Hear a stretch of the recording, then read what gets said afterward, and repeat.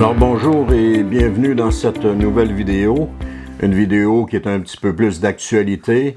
La question que je pose, c'est qui est Amalek dans la Bible et fait-il référence à l'Iran? Nous entendons beaucoup parler de la part des Juifs que l'Iran serait Amalek. Mais qui est réellement Amalek selon la Bible? Et ce peuple d'Amalek pourrait-il faire référence à l'Iran actuel, bibliquement parlant? Donc il est important de savoir que la figure d'Amalek suscite régulièrement des questions, surtout dans le contexte des discussions contemporaines sur les nations et les événements mondiaux. Plusieurs sites juifs vont parler de l'Iran comme étant Amalek. Et aussi, certains affirment qu'Amalek représenterait aujourd'hui un peuple ou un pays précis comme l'Iran.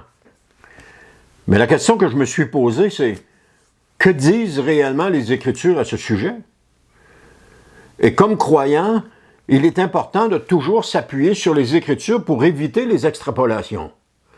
Donc, pour répondre avec justesse à cette question de l'identité d'Amalek, il est essentiel de revenir au témoignage biblique lui-même, comme il nous est présenté dans la parole de Dieu, qui est elle-même la source de toute vérité. Donc, dans l'Ancien Testament, Amalek est à la fois un personnage et le nom d'un peuple. Amalek est présenté comme descendant d'Ésaü, et il est le fils d'Éliphaz et le petit-fils d'Ésaü, frère de Jacob. Ses descendants, les Amalécites, sont décrits comme un peuple installé dans la région désertique au sud de Canaan, notamment dans le Negev. Puis la Bible rapporte que les Amalécites furent parmi les premiers ennemis d'Israël après la sortie d'Égypte. Ils attaquèrent le peuple de Dieu dans le désert, frappant l'arrière du camp et s'en prenant aux plus faibles et aux traînards. On peut le dire comme ça. Donc cet acte est présenté comme une opposition directe au dessein de Dieu, ce qui explique les jugements annoncés dans la parole de Dieu contre eux dans l'Ancien Testament. Également, les principaux récits concernant Amalek se trouvent notamment dans Exode chapitre 17, 8 à 16, où Amalek combat Israël dans le désert. On les voit aussi dans Deutéronome, chapitre 25, 17 à 19, qui rappellent leur hostilité. Et finalement, dans 1 Samuel 15, qui relate le jugement divin contre ce peuple. Ainsi, dans son sens premier, Amalek désigne un peuple historique, ancien, situé dans un contexte géographique et temporel précis. Au-delà de l'histoire, Amalek a parfois été compris comme une figure symbolique. Ceci dit, c'est un ajout à la Bible. Parce qu'en aucun temps, les Écritures ne mentionnent qu'Amalek deviendrait une figure symbolique dans le temps présent. Dans certaines interprétations, Amalek représente également l'opposition persistante à Dieu et à son peuple. Il devient alors une image de la rébellion contre la volonté divine, de la haine injustifiée ou de l'hostilité spirituelle envers la vérité. Donc, cette lecture symbolique ne désigne pas un peuple particulier aujourd'hui, mais souligne plutôt un principe spirituel qui n'est pas mentionné dans la Bible. Alors, chaque fois que le peuple juif fait mention d'Amalek comme Israël étant Amalek, ben, c'est pas biblique. Parce que Amalek devient l'expression d'une opposition récurrente au dessein de Dieu dans l'histoire humaine. Cependant, cette dimension symbolique ne doit pas être confondue avec l'identification d'une nation contemporaine spécifique comme l'Iran ou tout autre peuple hostile aux Israélites. La Bible ne contient aucune affirmation explicite identifiant Amalek à l'Iran moderne. Certains rapprochements viennent d'interprétations postérieures ou de lectures contemporaines.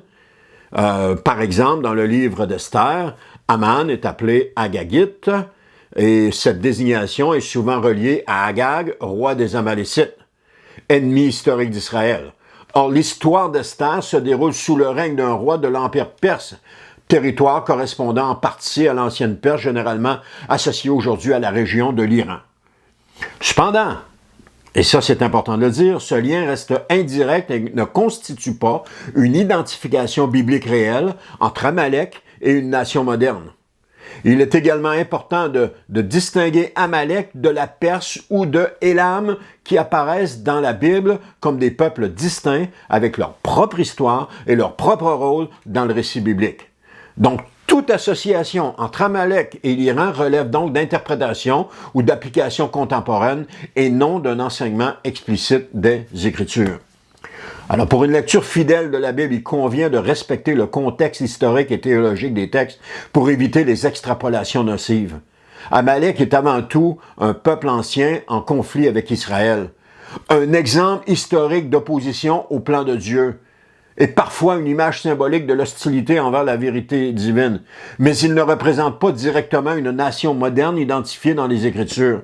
Il ne s'agit pas d'une référence biblique certaine, mais encore là d'une extrapolation. Ainsi, avant de dire que l'Iran est Amalek de la Bible, il faut tout de même prendre le temps de vérifier dans les Écritures pour en savoir de quoi il en ressort. Donc, en conclusion, l'étude biblique montre clairement qu'Amalek appartient au cadre historique de l'Ancien Testament et ne désigne pas une nation contemporaine spécifique. Lorsque le thème Amalek est utilisé pour identifier l'Iran, cela a toutes les apparences d'être fondamentalement biblique, surtout venant du peuple juif. Mais en réalité, ils n'ont aucun lien biblique ensemble. L'Iran et Amalek n'ont aucun lien biblique ensemble.